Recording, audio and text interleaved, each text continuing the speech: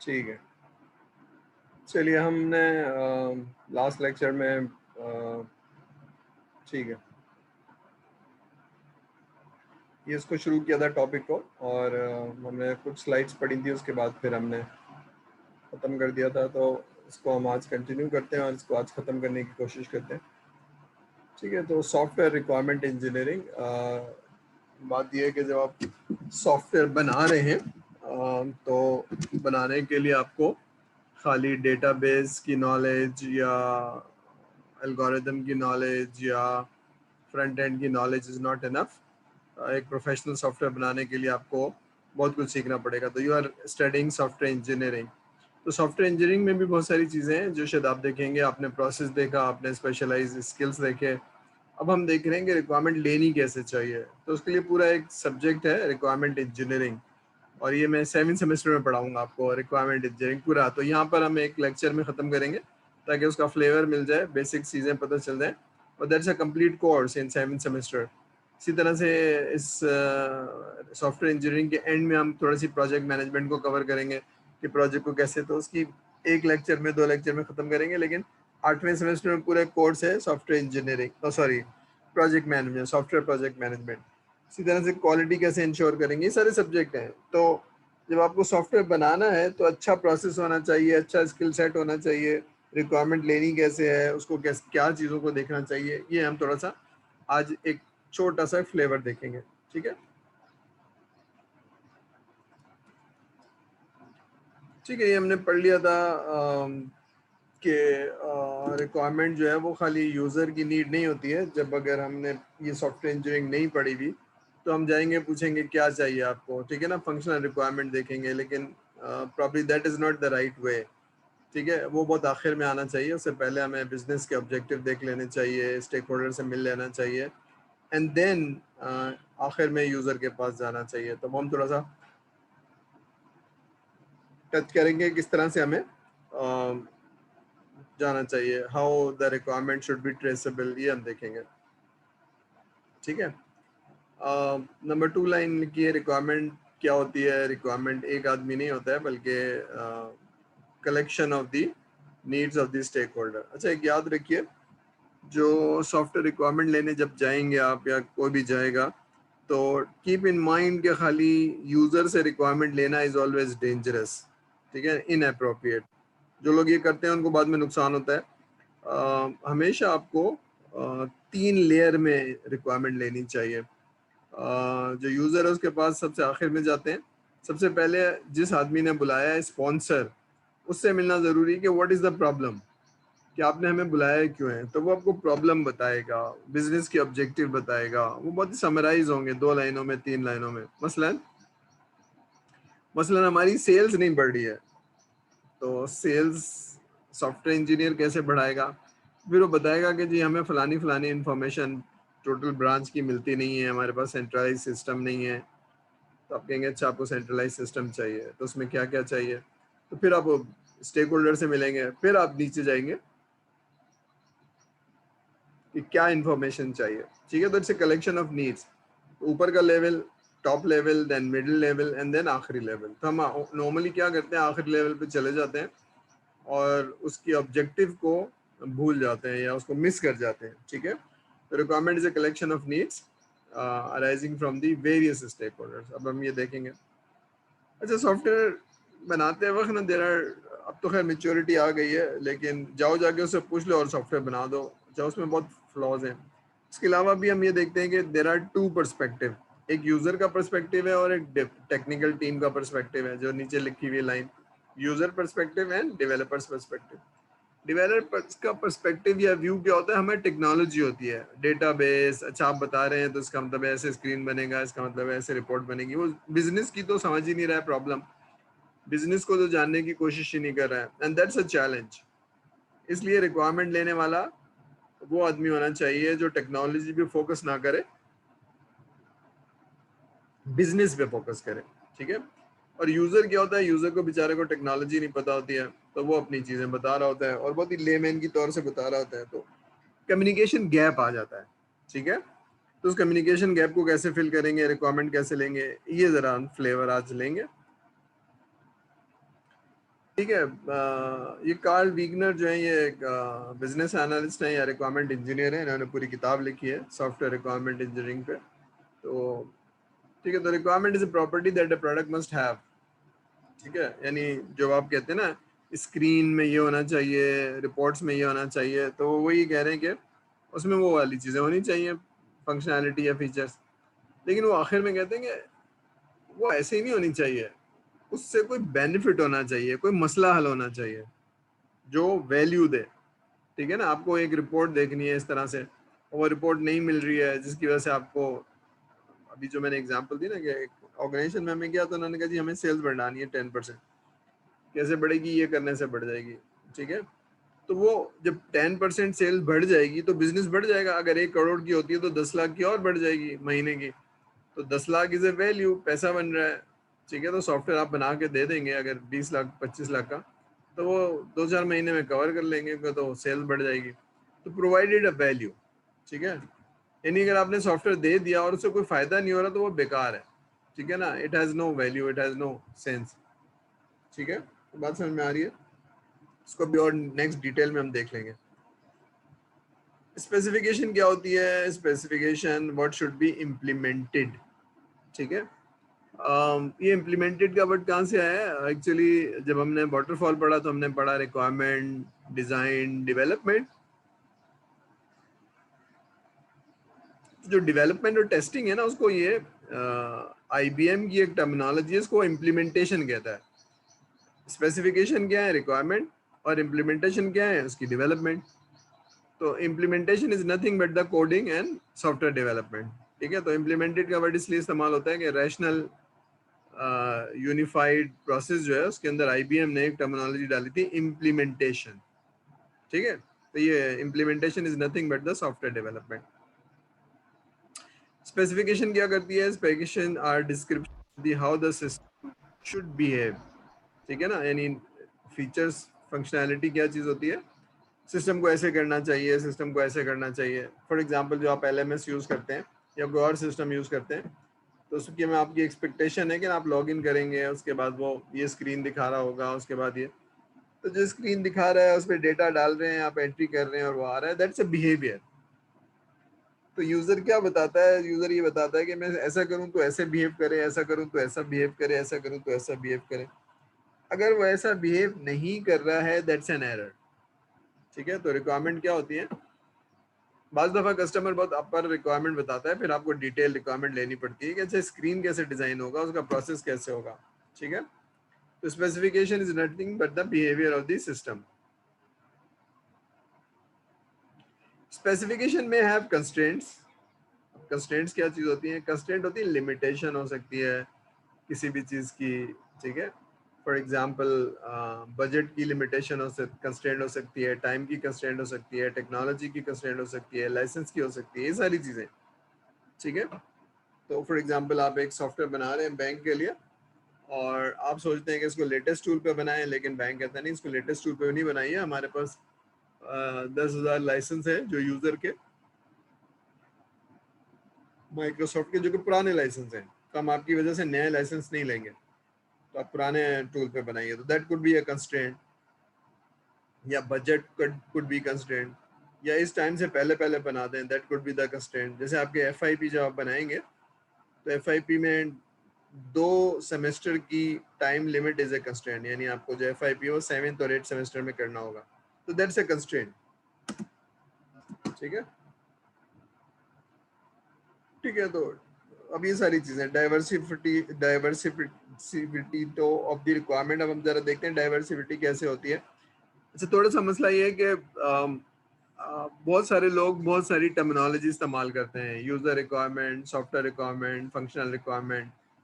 ठीक है, हम जब भी पढ़ेंगे तो हम इसको सॉफ्टवेयर रिक्वायरमेंट स्पेसिफिकेशन बोलेंगे। ठीक है ना, और सॉफ्टवेयर रिक्वायरमेंट स्पेसिफिकेशन में फंक्शनल एंड नॉन फंक्शनल हो गई। लेकिन जब आप इंडस्ट्री में जाएंगे तो बहुत सारे लोग उसको SRS नहीं कहते हैं, उसको बिजनेस रिक्वायरमेंट डॉक्यूमेंट कहते हैं, BRD। ठीक है, क्या चाहिए?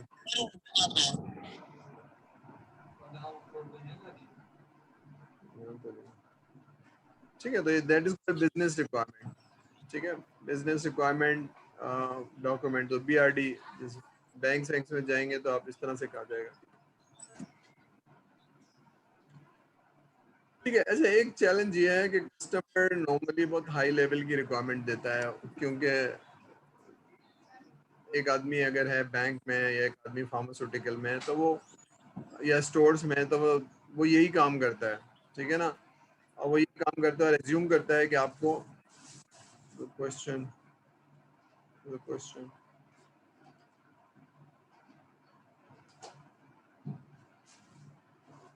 जी, एनी क्वेश्चन, एनी क्वेश्चन। चलिए, सेकंड लाइन में पढ़ रहा हूँ। Customer definition requirement might like a high level product concept. For example, customer अगर आपके पास आएगा और आपको इन्वेंट्री का सिस्टम बनाना है किसी केमिकल का, तो वो बोलेगा कि जनाब मैं ये करता हूँ, मैं ये करता हूँ। वो 15 मिनट में आपको सिस्टम बना देगा, क्योंकि वो तो ये काम 20 साल से या 15 साल से करता है, ठीक है। लेकिन उससे सॉफ्टवेयर नहीं बन पाएगा। आपको प्रॉब्ली बहुत डिटेल रिक्वायरमेंट चाहिए कि प्रोसेस कैसे होगा, उसमें डेटा एंट्री कैसे होगी, उसमें वैलिडेशन कैसे होगी। तो ये एक चैलेंज है। कस्टमर कहता है ये तो पता ही होगा आपको। अच्छा, आपको तो नहीं पता है, क्योंकि आपने तो इन्वेंट्री का सिस्टम और किसी भी केमिकल का सिस्टम या किसी दवाइयों की कंपनी का नहीं पढ़ा हुआ है। तो अब एक्सपेक्टेशन क्या है कस्टमर की? कस्टमर की एक्सपेक्टेशन आपसे ये है कि जो भी रिक्वायरमेंट लेने जाएगा उसको रिलेटिवली नॉलेज होनी चाहिए, तभी एक्सपेक्टेशन है। अब is that a right expectation और रॉन्ग एक्सपेक्टेशन? लेकिन बहरहाल ये कस्टमर की एक्सपेक्टेशन है कि you should have a relatively good knowledge of the system जिसको आप स्टडी करने जा रहे हैं। कस्टमर बहुत हाई लेवल की बताएगा। अब ये सारे चैलेंजेस हैं, जब आप ग्राउंड में उतरते हैं तो ये चैलेंजेस हैं। ठीक है, डेवलपर की नॉलेज इतनी अच्छी नहीं होती है। डेवलपर को क्या चाहिए? डेवलपर को चाहिए कि आप पूरी बातें बताएं, स्क्रीन कैसे होगी, रिपोर्ट कैसे होगी, प्रोसेस कैसे चलेगा, तभी तो आप बना पाएंगे। ठीक है, अगर आप नहीं बना पाएंगे, आपको सारी चीज़ें समझ में नहीं आएंगी। ठीक है, तो रिक्वायरमेंट का डॉक्यूमेंट कैसे बनेगा, प्रोसेस कैसे बनेगा। अब इस सारी बहस में कंफ्यूजन और फ्रस्ट्रेशन है। नहीं बता रहा है या आधी बात बताई है तो कंफ्यूजन है, और कह रहा है बस आपको पता होगा, ये फ्रस्ट्रेशन है। तो there is a communication gap. ठीक है ना। कस्टमर की अंडरस्टैंडिंग बैकग्राउंड मुख्तलिफ है। ठीक है, वो बिजनेस को समझता है, जो भी बिजनेस का, फॉर एग्जांपल बैंक है, या फॉर एग्जांपल फार्मास्यूटिकल है, जो भी जिस भी, या ठीक है। लेकिन जो डेवलपमेंट की टीम है या जो टेक्निकल टीम है जैसे आप हैं, आपको वो चीज़ समझ में नहीं आएगी। अगर मैं आपसे कहूँगा जी ब्रांच बैंकिंग का सॉफ्टवेयर बनाना है, तो आप कहेंगे सर ये होता क्या है? ठीक है ना। तो यू नीड डिटेल। तो there is a communication gap, यानी एक आदमी बिजनेस की जुबान बोल रहा है, एक आदमी टेक्नोलॉजी की जुबान बोल रहा है, तो आपस में बात कैसे होगी? बात इशारों की जुबान में हो जाएगी। जो समझ में आया वो बना दिया, लेकिन जो समझ में आया वो कस्टमर के लिए इनफ नहीं है, वो नाराज होता है, फिर चीखता है। तो do you understand this problem कि जी एक तरफ बिजनेस के लोग बैठे हुए हैं, एक तरफ टेक्नोलॉजी के लोग बैठे हुए हैं। तो रिक्वायरमेंट लेना एक तो इनटेंजिबल है और डिटेल नहीं है, और सॉफ्टवेयर की कॉम्प्लेक्सिटी नहीं पता। उसके अपने चैलेंज है सॉफ्टवेयर के, टेक्नोलॉजी के। दूसरा चैलेंज ये है कि बिजनेस तो हमने पढ़ा ही नहीं है इतनी डिटेल में, हमें समझ, हमने देखा ही नहीं है। तब ये सारी चीज़ें हैं जो शायद that creates a confusion and frustration. बकायदा वो कहेगा बता तो दिया आपको, 15 मिनट में बता देगा मैंने, ये बैंकिंग ऐसे होती है, ये यहाँ से जाता है। फॉर एग्जाम्पल आप जाएंगे, आपको कह रहा है कि जनाब बैंकिंग के अंदर लोन, पर्सनल लोन सिस्टम बनाना है, तो आपको बताएगा कि वो आता है हमारे पास और हमें ये 4 डॉक्यूमेंट्स देता है, और उसके बाद फिर हम उसकी वैल्यूएशन करते हैं। अगर वो सैलरी पर्सन होता है तो हम देखते हैं 30% से कम है, 1 लाख रुपए, और जो उसकी रीपेमेंट है वो 30,000 रुपए, तो हम उसको दे देते हैं और ये करते हैं। फटाफट बता देगा आपको। अब आप कहेंगे यार सिस्टम कैसे बनेगा, कौन से डॉक्यूमेंट है वो याद ही नहीं रहते, कौन कौन सी इन्फॉर्मेशन है वो देखते हैं आप, डिटेल क्या क्या चाहिए वो भी बताई तो थी, लेकिन मैंने नोट नहीं की थी, नाम, सैलरी, ऑर्गेनाइजेशन, कितने साल से था। ठीक है। तो अच्छा, उसकी एक्सपेक्टेशन ये है क्योंकि मैं सारा दिन यही काम करता हूँ, मुझे पता है तो आपको भी पता होगा। अब ये सारी चीज़ें फ्रस्ट्रेशन क्रिएट करती हैं। ठीक है, अब इन चीज़ों को कैसे हैंडल करना है हम ये थोड़ा सा पढ़ेंगे। सॉरी। ठीक है। इसका मतलब है आपने उससे मीटिंग करनी है, डॉक्यूमेंट बनाना है। उस डॉक्यूमेंट को आप तो खैर समझ ही रहे हैं क्योंकि आपने बनाया है, लेकिन उस डॉक्यूमेंट को कस्टमर को भी समझना है या जो यूज़र है उसको भी समझना है। तो एक डॉक्यूमेंट बनाना है जिससे कम्युनिकेशन को फैसिलिटेट करें, ठीक है ना। यानी जो कुछ बनाना है वो डॉक्यूमेंट पे आ जाए और वो उसकी अंडरस्टैंडिंग और आपकी अंडरस्टैंडिंग सेम होगी, कोई चीज़ एज्यूम नहीं करेंगे, ठीक है। ये बात आपने करना है। अब उससे पहले आप बताएंगे कि जी ये जो बात आप कह रहे हैं इसका यही मतलब है ना, तो स्टैब्लिश डेफिनेशन, स्टैब्लिश बहुत सारी चीज़ें होंगी।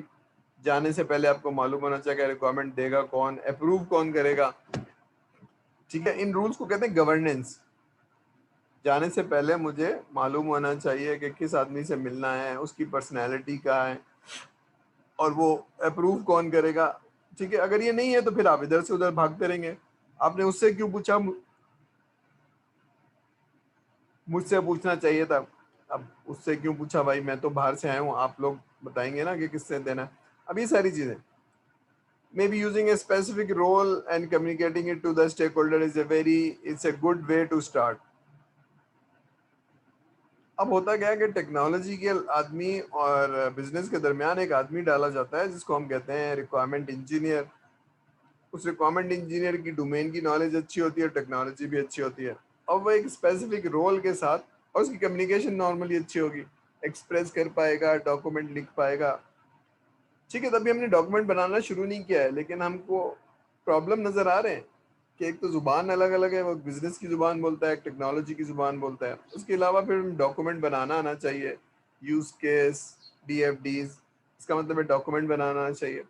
और आखिरी चीज़ ये पीपल हैंडलिंग आनी चाहिए। एक आदमी है जो कि बात ही नहीं करता, कम्युनिकेट ही नहीं करता, उससे कैसे रिक्वायरमेंट लेंगे, उससे कैसे डॉक्यूमेंट बनाएंगे, ठीक है। तो communication, people handling and domain की नॉलेज, ये तीन चीज़ें उस रिक्वायरमेंट इंजीनियर की अच्छी होनी चाहिए। ये बात सही है, एग्रीमेंट है लोगों को, बात मेक सेंस, बात समझ में आ रही है भाई? Yes sir. ठीक है, चलिए।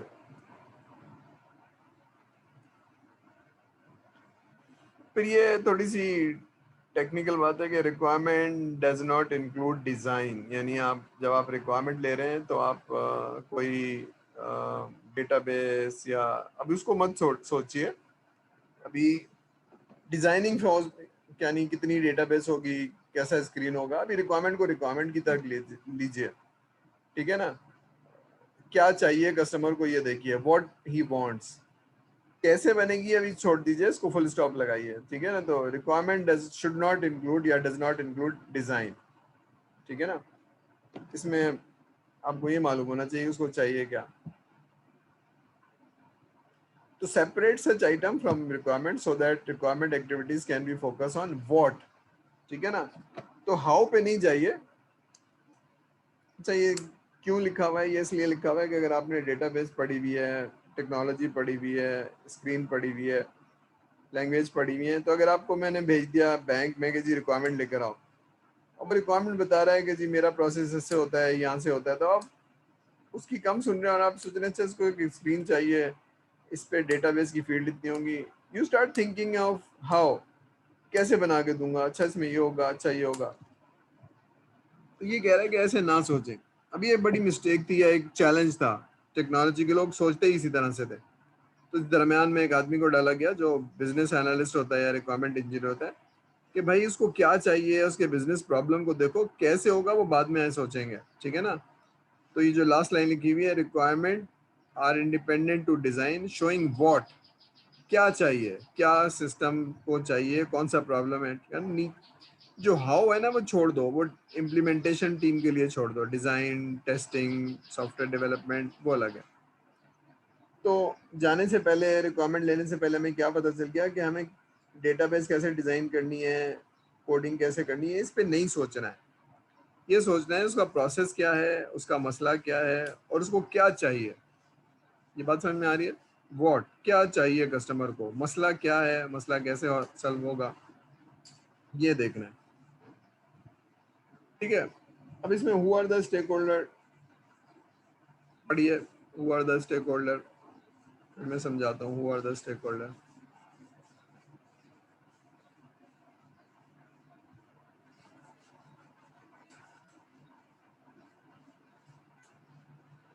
जो आप सॉफ्टवेयर बना रहे हैं उसमें जिन जिन लोगों का भी किरदार है, स्टेक है, कंट्रीब्यूशन है, वो सारे लोग स्टेक होल्डर हैं। ठीक है, एक तो नीचे लिखा हुआ है typical stake holder product manager हैं जो बना रहा होगा, और वो लोग जो रिक्वायरमेंट दे रहे होंगे वो होंगे, ठीक है ना, सॉफ्टवेयर टीम के मेंबर होंगे, ये तो होंगे। लेकिन अगर आप गौर से देखिए, एक कंपनी के सीईओ ने मुझे बुलाया है कि जनाब असद साहब हमारी सेल्स इंक्रीज करनी है, तो वो भी स्टेक होल्डर है ना, वो पैसे दे रहा है, टाइम दे रहा है सॉफ्टवेयर बनाने के लिए, और फिर वो देखेगा कि जी सॉफ्टवेयर लगने के बाद सेल्स बढ़ी कि नहीं बढ़ी। He is also stake holder. फिर मैं एक सॉफ्टवेयर हाउस हूँ और मेरे प्रोग्रामर काम करते हैं, उनको टाइम पे चाय मिले, खाना मिले, तो मेरा जो पीएन है वो भी इनडायरेक्टली स्टेक होल्डर है, ठीक है ना। और इसी तरह से जो भी रिक्वायरमेंट देने वाले हैं उनका राइट रिक्वायरमेंट देना, उनका टाइम अवेलेबल करना, ये they are all stake holder. Not only that, जो सिस्टम को यूज करेंगे उनका उनका सारा बैकग्राउंड, ये सारी चीजें, these are all stakeholders. तो anybody who has a contribution stake, जो यूज करेगा वो भी, जो बनाएगा वो भी, और जो लेकर आया है वो भी, they are so all stake holder, ठीक है ना। तो डेवलपमेंट टीम तो खैर है। अब यहाँ एक बात है कि requirement engineer aims to transform potentially incomplete, inconsistent and complete conflicting stakeholder goals into a complete set of high quality requirements। इस लेक्चर के एंड में देखेंगे कि हाई क्वालिटी क्या चीज होती है, ठीक है। अब वो बता ये रहा है कि जब लोग बताते हैं तो उनकी रिक्वायरमेंट कभी कंप्लीट नहीं होती है, ठीक है, कभी कंसिस्टेंट नहीं होती है, और कभी कॉन्फ्लिक्टिंग होती है। तो वो बैठते हैं, डॉक्यूमेंट करते हैं, कॉन्फ्लिक्ट को रिजॉल्व करते हैं, कंसिस्टेंट बनाते हैं, और रिक्वायरमेंट को कंप्लीट बनाते हैं। ये काम है रिक्वायरमेंट इंजीनियर का। बैठता है, कम्युनिकेट करता है, डॉक्यूमेंट करता है, और हाई क्वालिटी रिक्वायरमेंट बनाता है। अब हाई क्वालिटी क्या होती है? हाई क्वालिटी होती है कि जनाब जिसमें रिक्वायरमेंट कंप्लीट हो। अब हाउ डू आई नो कि कंप्लीट है? तो इसके लिए डोमेन की नॉलेज भी हो, कुछ टेक्निकल नॉलेज भी हो, कंप्लीट कब होगी, ठीक है। तो रूल ऑफ थंब ये है कि रिक्वायरमेंट कब कंप्लीट होगी? जब आप उसका टेस्ट केस लिख पाएंगे, ठीक है। अगर टेस्ट केस नहीं लिख पा रहे हैं तो रिक्वायरमेंट कंप्लीट नहीं है। ये एक तरीका है जज करने का। इनकंसिस्टेंट क्या होती है? एक डिपार्टमेंट कुछ और बता रहा है, दूसरा बताता नहीं हम तो ऐसे कर रहे हैं, या डिपार्टमेंट नहीं तो कराची की टीम कुछ और प्रोसेस बता रही है, लाहौर की कुछ और बता रही है, मुल्तान की। तो ये इनकंसिस्टेंट रिक्वायरमेंट है। मैनुअली तो हो सकता है कि शहरों का प्रोसेस अलग अलग हो, लेकिन जब आप एक सॉफ्टवेयर बनाएंगे सेंट्रलाइज जो पूरे पाकिस्तान में चलेगा, तो उसमें एक ही प्रोसेस होगा। अगर कंसिस्टेंसी होगी तो सॉफ्टवेयर कैसे बनेगा? तो उसके लिए फिर आप डिफरेंट स्टेक होल्डर को बुलाते हैं, बिठाते हैं, और म्यूचुअली एग्री कराते हैं कि भाई ये यूनिफाइड प्रोसेस है, ठीक है। ये काम है, मतलब वरना तो फिर अलग अलग सॉफ्टवेयर थोड़ी बनेंगे। और अगर आपने एक जगह से रिक्वायरमेंट लेके सॉफ्टवेयर बना दिया तो ये भी है गलत है कि आपने कराची में, आपका ऑफिस था, आपने कराची जाके रिक्वायरमेंट ली और बना दिया, तो लाहौर वाले, इस्लामाबाद वाले से इनपुट ही नहीं लिया, ठीक है। तो ये सारा काम है, यानी अभी रिक्वायरमेंट ली नहीं है, डॉक्यूमेंट नहीं बनाया, लेकिन आपको मालूम होना चाहिए कि ये पॉसिबिलिटी है, ठीक है। क्या पॉसिबिलिटी है? कि अगर मैनुअल प्रोसेस था तो डिफरेंट शहरों में प्रोसेस स्लाइटली डिफरेंट हो सकता है। प्रोसेस डिफरेंट है तो उसका मतलब है सॉफ्टवेयर बनाना आसान नहीं है। सॉफ्टवेयर तो एक ही प्रोसेस का बनेगा ना, 3 प्रोसेस हैं, किसका बनाएंगे आप? क्लियर हो रही है बात स्टूडेंट्स? क्लियर हो रही है बात?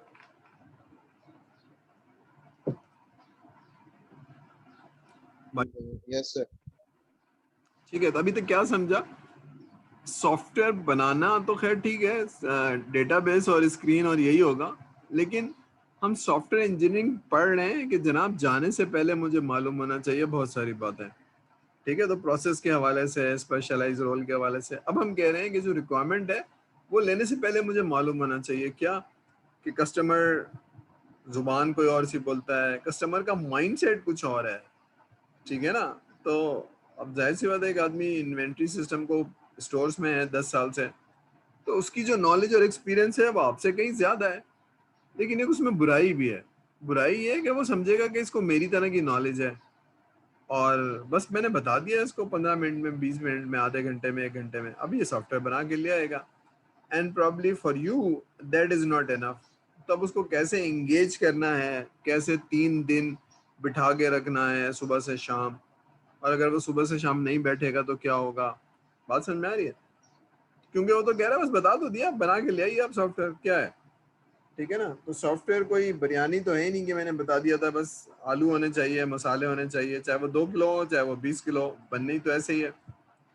ठीक है, तो यहाँ पर चैलेंज है, यहाँ पर कॉम्प्लेक्स सॉफ्टवेयर के लिए ज्यादा बैठना पड़ेगा, लेस कॉम्प्लेक्स के लिए आपने कम बैठना पड़ेगा। आप बताएंगे ना क्या बनाना है, वो प्रोसेस समझाएंगे, ये चैलेंजेस हैं। चलिए आगे चलते हैं। ये देख लीजिए typical stake holder left side पे जो आप वाकिफ होंगे, पढ़ लीजिए फिर मैं समझाता हूँ।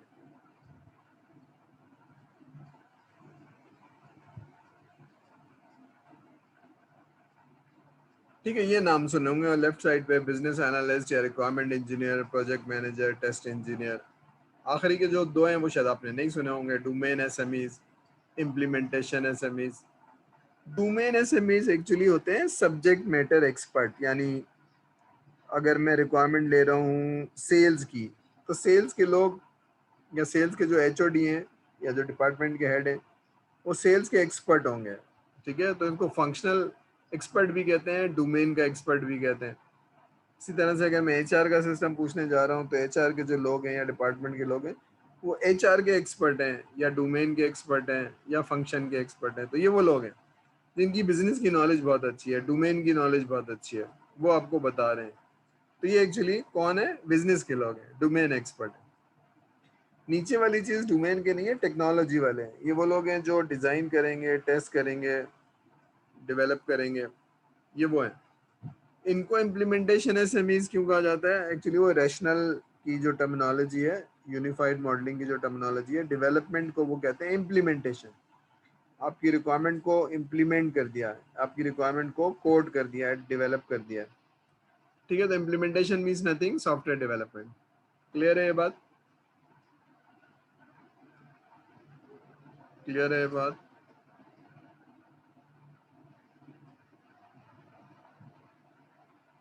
ठीक है कि नहीं ठीक है भाई, बताएगा सर को कोई? ठीक है, चलिए राइट साइड पे कौन है?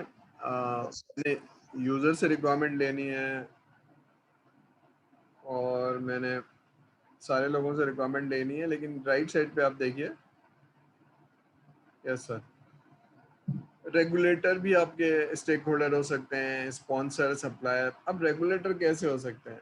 ठीक है, फॉर एग्जांपल मैं बैंकिंग का सॉफ्टवेयर बना रहा हूँ तो स्टेट बैंक जो है वो बैंकिंग का रेगुलेटर होता है, तो वो कैसे मेरा स्टेक होल्डर हो गया? अब जरा समझिए कैसे हो गया।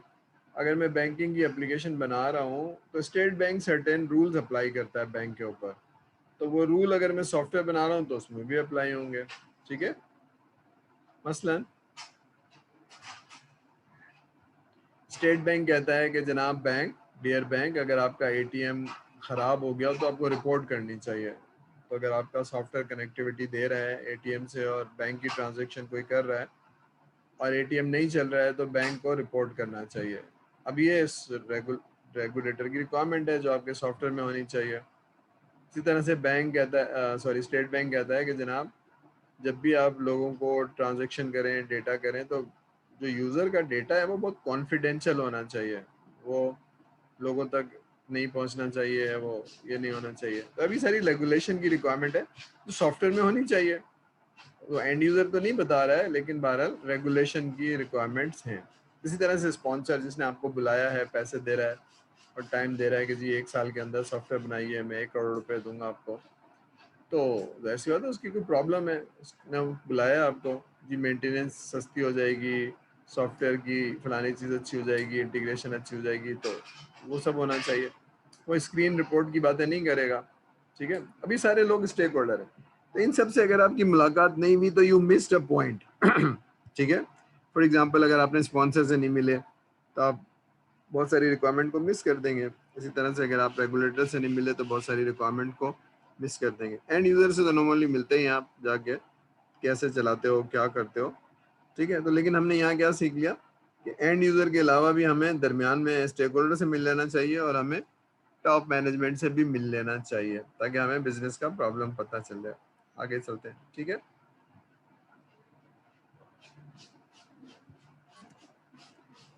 अब ये लेवल ऑफ रिक्वायरमेंट को जरा हम समझते हैं, ताकि आपको समझ में आ जाए कि जाने से पहले क्या चीज आपके जहन में होनी चाहिए। अभी जो सबसे नीचे वाली रिक्वायरमेंट है, फंक्शनल रिक्वायरमेंट, यहाँ से नॉर्मली हम यूज कर लेते हैं। अगर आपको याद हो, built and fix. Built and fix में क्या करते थे, ऊपर तो हम पूछते नहीं थे प्रॉब्लम क्या है, और ना ही हम स्टेक होल्डर से मिलते थे। बिल्ट एंड फिक्स में जाता था यूजर के पास, क्या चाहिए आपको बताइए, रिक्वायरमेंट ली, डेवलप करके दे दिया, रिक्वायरमेंट ली, डेवलप करके दे दिया। अब 20-25 साल की जो पिछले साल की स्पेशलाइजेशन है, पिछले 25 ईयर्स की, 30 ईयर्स की, वो कहती है नहीं ऐसे नहीं करो। पहले जाओ और टॉप मैनेजमेंट से पूछो आपका मसला क्या है। That is called business problem या बिजनेस रिक्वायरमेंट। और फिर उसके नीचे क्या है, उसके नीचे दरमियान में लोग हैं। एक मिनट,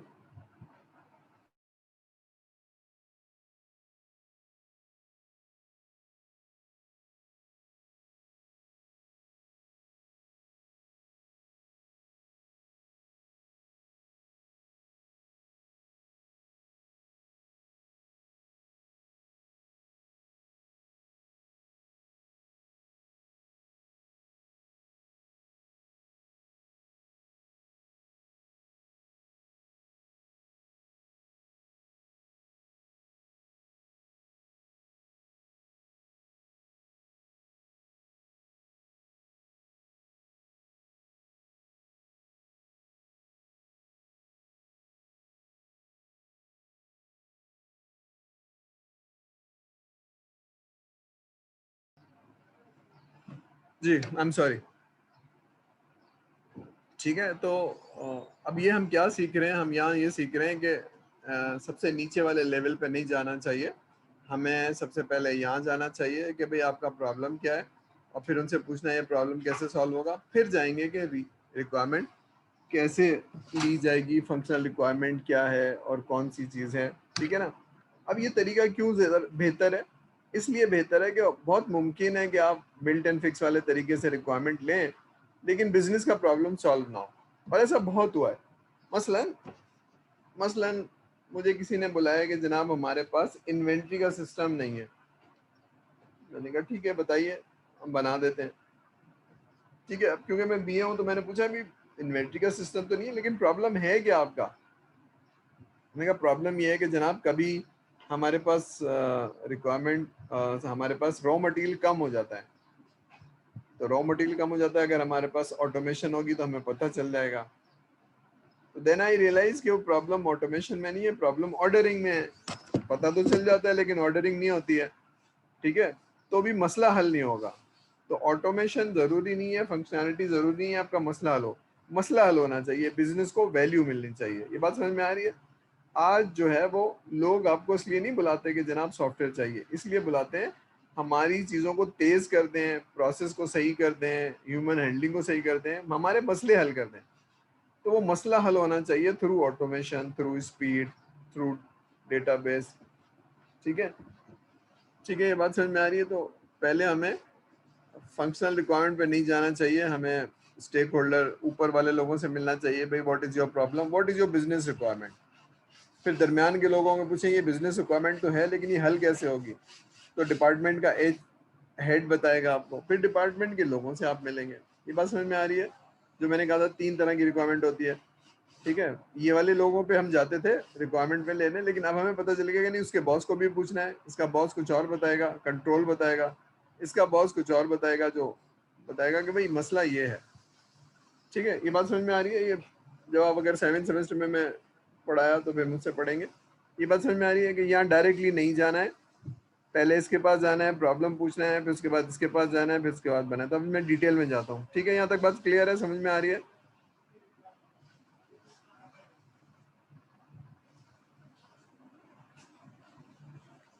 ठीक है चलिए।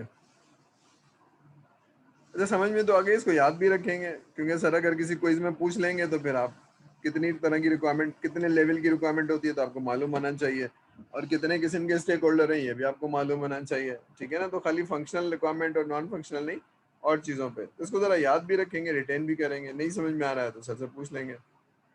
अब बिजनेस रिक्वायरमेंट क्या होती है, बट ये फिर मैं समझाता हूँ बिजनेस रिक्वायरमेंट क्या होती है।